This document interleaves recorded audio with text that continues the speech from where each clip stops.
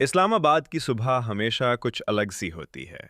سڑکوں پر تیز ہوا کے ساتھ سرکاری عمارتوں کی خاموش دیواریں کھڑی رہتی ہیں، جیسے وہ سب کچھ سن کر بھی کچھ نہ بولنے کی قسم کھا چکی ہوں۔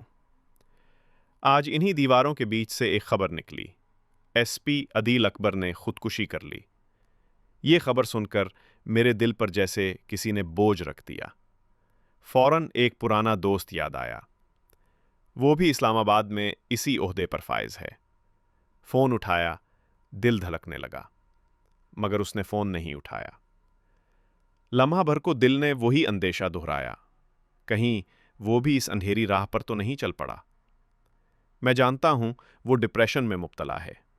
اگر دوائی نہ کھائے تو اس کے لیے زندہ رہنا محال ہو جاتا ہے۔ ایک ایس پی جسے ہم طاقت، اختیار اور قانون کی علامت سمجھتے ہیں، اندر سے اتنا کمزور کہ وہ اپنے ہی وجود کا بوجھ نہ اٹھا سکے۔ مگر یہی تو سچ ہے، وردی کے پیچھے بھی ایک انسان ہوتا ہے جس کے زخم دکھائی نہیں دیتے۔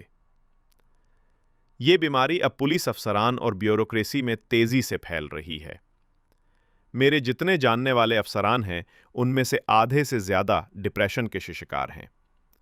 دن رات کی ذمہ داریاں، اوپر سے دباؤ، نیچے سے شکایات، بیچ میں تنہائی۔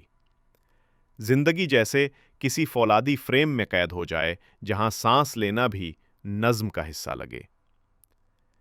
اسلام آباد کیپٹل پولیس کے مطابق جب سابق آئی جی ڈاکٹر اکبر ناصر خان نے سی ٹی ڈی اہلکاروں کا نفسیاتی سروے کرایا تو معلوم ہوا کہ 33% اہلکار ڈپریشن کا شکار ہیں، اور خود موجودہ آئی جی بھی اسی مرض میں مبتلا ہے۔ نیند ان سے روٹھ چکی ہے، دوائیں ان پر اثر نہیں کرتیں۔ وہ رات 4 بجے دفتر سے نکلتے ہیں اور صبح 8 بجے پھر وہیں موجود ہوتے ہیں، جیسے زندگی ان کے لیے آرام کے لمحوں کے بغیر ایک مسلسل ڈیوٹی بن چکی ہو۔ یاد آتا ہے وہ نیک نام افسر ابرار حسین نیکوکارا، جس نے اپنی ایمانداری اور نرمخو طبیعت کے باوجود ایک دن خود پر بندوق تان لی۔ بلال پاشا، سہیل احمد ٹیپو، ان ناموں کے پیچھے کہانیاں نہیں، چیخیں دفن ہیں۔ سب کے چہروں پر وہی خاموشی جو کاغذوں میں کہیں درج نہیں کی جاتی۔ خرم ہمایوں، جنہیں 22ویں گریڈ میں ترقی دی گئی تھی، ریٹائرمنٹ سے محض 1 سال پہلے خودکشی کر گئے۔ وہ بھی ان چہروں میں شامل ہو گئے جنہوں نے طاقت کے ایوانوں میں اپنی روشنی جلائی، مگر آخرکار خود اندھیرے کا حصہ بن گئے۔ یہ محض چند افسوسناک واقعات نہیں، بلکہ ایک اجتماعی المیہ ہے، ایک ایسا زہر جو وردی، عہدے اور عزت کے پیچھے چھپا بیٹھا ہے۔ یہ زہر ڈپریشن کہلاتا ہے، مگر دراصل یہ خاموش چیخ ہے، ایک ایسی چیخ جو سنائی نہیں دیتی کیونکہ اسے ڈسپلن، وقار اور نظام کے شور نے دبا دیا ہے۔ ہم معاشرہ ہمیشہ ان کی قربانیوں کو سلام پیش کرتا ہے، مگر ان کی اندرونی جنگ کو کبھی نہیں سمجھتا۔